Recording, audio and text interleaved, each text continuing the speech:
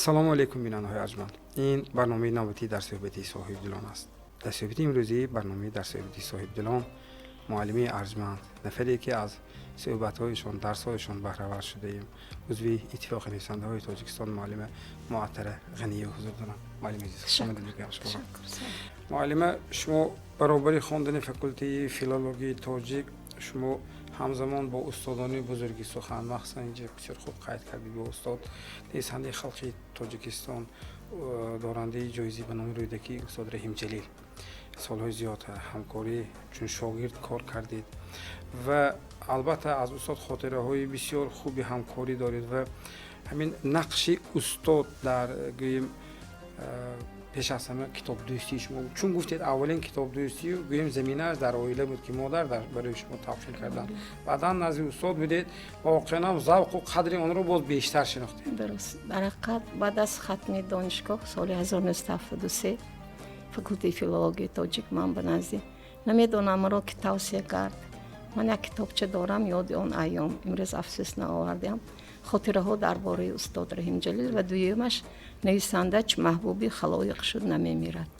البته ایدئال من استاد رحیم جلیل و نزدشان به کار رفتم و قصه های کار به کار قبول کنی و یا رفتی کاری ما طولی 14 سالی که همراه کار بودیم. من استاد را همچون یک نویسنده زبردست البته پیش از همه دویم همچون انسانی کامل همچون نفری که خیرخواه همچون نفری که دلسوز به کاری خودشان کاری همونجا گازیته روزنامه اختیلی نابود بود اون وقت هم به همونها وای میکردن نظارت میکردن گوییم موادهای نغز جدا کردم. من هم کاتبه اتفاق نویسنده ها بودم هم خادمی علمی خانه موزه محیدین امینزاده بودم با شادروان دوگانه نزدیکم نورنیسا علی محمد و ما در دو آثارخانه کار کردیم در یک وقت 76 از آن استاد امینزاده 79 از آن استاد میرزا ترسونزاده کشاده شد یک بار گفته گذارم در همین دو آثارخانه خدمتی باید گوییم که خدمتی بزرگی پیش از همه خود استاد رحیم جلیل دویم نویسنده هجرنگار شادروان محکم پولاد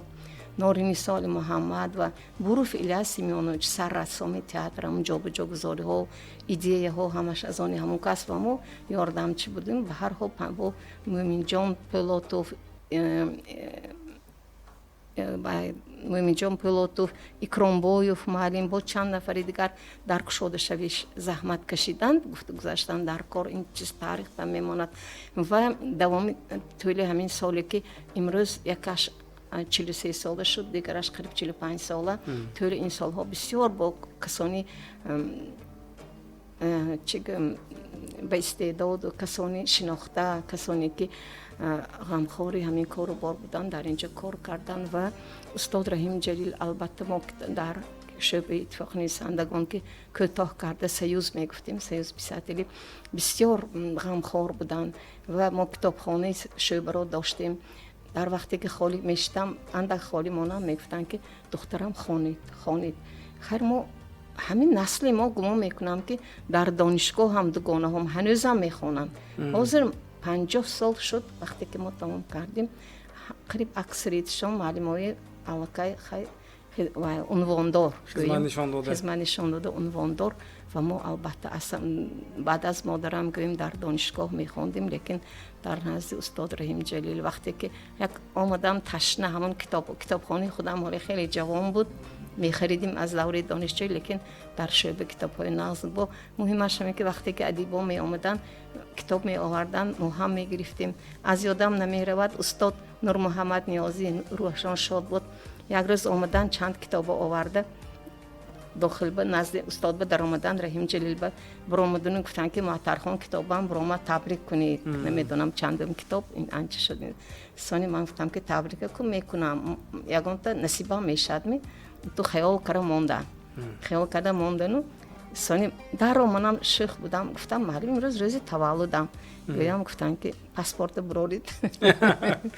باید بینم پاسپورت برورید گفتم یکی نشسته خوشبختانه یک 5-6 کتابی دارم که همین سایه در سایه دست با نام خودم و کس بسیار ماهر بودن همیشه و نوشتم با بخشیدش و این چیز میدونید البته همش به معطر گفته نوشته دیگه معطر است باغ زندگانی مبادا کم ترو عطری جوانی این کتابو چخم نمیخوانید بنابر همین استاد بازار صابر مثلا در اتفاق نویسنده و غیر از آن که با کتاب نزدیکی پیدا کردم با ادیبان بزرگ من هم نشین اقلا هم صحبت یا که در گفتگو بودم بسیار فخر میکردم خودی استاد ترسونزاده سر کرده فاتح نیازی خب استاد مرسید مرشکر استاد گلرخسار امروز من همسین سال ما کمال نصرالله دیگرها ادیبان بزرگ امروز خوشبختانه من از جوانی میشناختم و انا خیلی با سایه دست ها حتی بازار صابر با سایه دست به من نوشتگی مکتوب می نیستم کتاب می خوندم فاتح نیازی عبدالملک بهاری استاد به چند کس من مکتوب نوشتگی من این کتاب من به من خیلی تاثیر کرد خیلی عرض سپاس کردگی آفرین گویا خواندگی و کسا باز به من جواب نوشتگی همون مکتوب ها در دست من با استاد فضلی محمدی بسیار دردناک استاد وقتی که زخمی شدن من مکتوب دلبرداری کنم و من مکتوب نوشتم که محترای خواهرم درباره خودشان من میخوام من جراحی خوابانده از کیم کجای گشتم بریده پوستم دیگر جنبه میدوختم گفتن آخرش نوشتن که عذر میخواهم خواهرک که عزیزم که شما با من خیلی مکتوبی تسکین بخش نوشتید لیکن من با شما از چیزهای ناگواری برد و دختی تن انسان نوشتم عذر و همین مکتوب آخرین بوده است من با استاد بسیار خیر بسیار می آمدن همراه محکم پولاد هم صحبت کتاباشون گفته خوانده بودم و همون روزی سیوم به من مکتوب نوشتگی روزی سیوم من مکتوب گرفتگی سیوم سپتامبر همین روزا معلم بیمارشان سیوم سپتامبر نوشتگی روزی سیوم من مکتوب گرفتم روزی ششم افسوس که از یاد رفتن و همون کتاب ها همین مکتوب ها برای من چیز قیمت هستن کوشش میکنم البته هر وقت که یگان زیق شوم ورق میزنم میخونم خاطره ها یادم به میبیاد با هم بزرگا از ولایت خودم و با بسیار استادان کتابشان میگیرم حتما استاد دادا جان رجبی استاد عبدالفتاح کلالی یادشان گرامی باد هر دو همشون من زنده ها من امروز استاد در حقیقت استاد خودم استاد سید منجلا غزل ها استاد غزل البته میخونم تا امروزم مایه همه خستگی همو بخیام از کتابخانه میبراید. بله استاد تشکر. من میخواستم از شما پرسم که جایگاه کتاب در زندگی انسان و راههای کتاب خوان کردن فرزندانشون را والدان چگونه جستجو کنند واقعا که امروز ما میخواهیم نمیخواهیم معلم ما باید کتاب خوانیم این یک شرط بسیار مهم چون که حتی اگر مثلا من بسیار که خوبم گفتید که بابایم فوزی خوجندی یک نفری از اهل علم بودند از اهل تقوا بودند نفری که از کلام شریف از کلام خداوند آگاه بودند و حتی خداوند در قرآن اولین چیزی که گفت بخوان اقرا بگو نگفت اول بخوان گفت یعنی همیشه که برای انسان تلقین شد که او اول باید بخواند چون بخون بعد به گفتن شروع میکند اول میخونید بعد برای شما یک چیزی میشه من میخواستم نظر شما رو معلومه به این مقصد بگیم تدبیرهای اساسی برای والدان که واقعا توانند برای فرزندانشان همین ذوق کتابخوانی بیدار کنند. جناب عالی در برآمدهای خودشان قریب همه برآمدهایشان میگویند که خانیتان مخصوصا زنها دخترها باید خواند چون که آنها آینده تربیت فرزند را میکنند و من درست این چیز درست لیکن متاسفانه خواهید نخواهید همه خوانده نمیتواند کسانی هستند که راه افتاده میشند از دانشگاه به در آمدن تانستان از خواندن تانستان لیکن من همیشه به طور خود تسلی میدم که وای گپی جناب عالی همه رفته اینستیتوت در آمده اینستیتوت تمام کن گفته که گپ نه از خواند نه لیکن معرفت پیدا کن خون کتاب هست می روزنامه هست می مجله هست می برای وسیع کردن جهان بینی خود برای وسیع کردن دانش سیاسی و علمی و دیگر برای آموختن که همه فرزندای تربیت کرده شود مثلا ما اویله میگویم همین کتاب یک بار خوام بچم نبیره ها اکنون فرزنده کلان شده من این کتاب بسیار عجایب همون شوق ذوق بچه نگاه کرده یکون چیزی عجایبه یافته همین خون این همین جاش یک کمک به طریق رکلام یکون جاش گفته تیاد آدم به خیالم مراغ ظاهر میکند لیکن اکنون با نمیدونم هر که هر خیل دیگر آیله هایم همین حاضر محفل ها هست درس های ایلاوگی هست البته به خیال من معلمی زبان ادبیات موقع بزرگ دارد برای همین من پیش از معلمای زبان ادبیات خواهش میکنم التماس میکنم مصلحت میدیم که چیزای عجایب راههای ناظر درس با صلاحیت میکنیم درس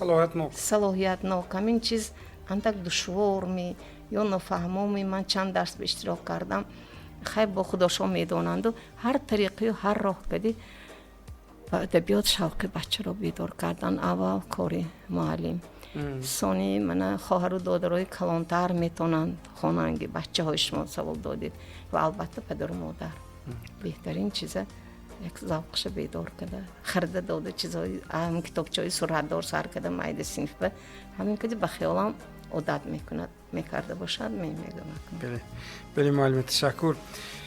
و برنامه ما همیشه یک بخش دارد با نام 3 مسئله شما این لحظه ما رو جوانان نیست تماشا کرده سودان و شما نفری هستید که با خود تجربه گوی زندگی دارید نفری اهل سخن اهل قلم هستید آفریدی های شما علاقه به دست خوانندگان رسیده است گذشته از این شما یک نفر مکتب دیده هستید معلم این جای مبالغه نیست واقعیت است که امروز حضور شما در صحبت های ما مخصوصا در این برنامه برای هم من و هم برای بیننده معلم یک فرصتی بسیار موافق است که از شما ما می‌خواهیم یک بهره معنوی گرفته باشیم اینو برای همین 3 نصیحت شما برای ما و جوانان که مثلا این لحظه ما رو تماشا می‌کنند چه خواهد بود؟ پیش از مصلحت نمیدونم آخر بگفته میشود بینیم من میخوام که به همین تلویزیونی سیمای مستقلی یکم پیش از همه مینداری خودم رو بیان کنم که توسط برنامه آفتاب مهربانی سابق و پیچتاب زمان امروز که شاگرد عزیز من محبت جمراد و میبرند گفتم ممکن که خاکساری نشودم و درجه معروف گشتیم مشهور گشتیم من این چیز رو از کوچه ها حس میکنم از چاربینی ها حتی بعضا جا شود میگن که انا معلمه آفتاب مهربانی آمدن من با این فخر میکنم از خودم زیادتر من به محبت جان فخر میکنم از محبت جان که در دل و دیده های مردم جا شده که همه بسیار میگن در حقیقت نامش به خودش زیبنده من شاگردی وفاداری شما البته شاگردی خیلی صادق و وفاداری من که در همه لحظه ها مرا فراموش نمیکنن در جشنم من یک برنامه خوشروی همراه شما البته شما هم اکنون من نمیدونم تا کدام درجه حق استادی دارم لیکن دست پروری فکولته ما هستید و همه شما برای ما عزیز هستید از برنامه های شما هم من از همین برنامه صاحب دیلان یا اون من چیزی که ثبت میشد و میبینیم من بسیار شاد میشم از موفقیت های شما من هم میبالم خرسند میشم و برای همین به شما برای کار میخواهم باز برای منتر شدنتان را آرزو میکنم خب مصلحتی من با تماشا بینان و جوانان خب یکم همین که سالتان کلان شود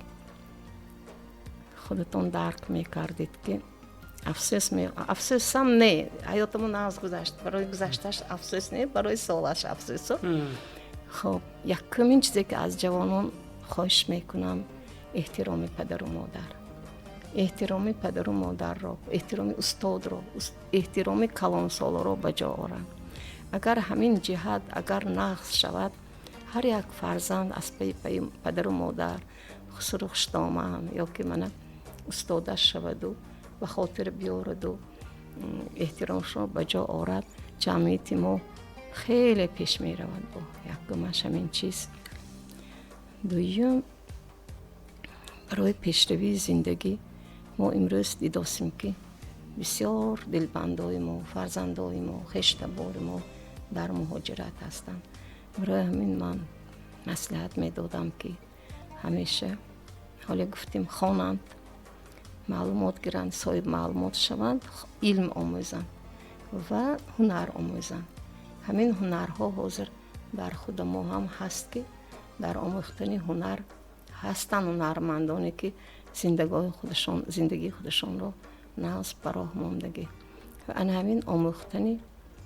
илму ҳунар албатта. ва чизе ки ман худам беш аз ҳама дӯст медорам, ба ман маҳкум, ин дӯстӣ аст. бузургвор Себунисо гуфтанд ки тоза созад гулбуни умедро пайғоми дӯст, бишкуфонад ғунчаи дилро насими номи дӯст. гар ғубори хотире аз дӯстон бини маранҷ,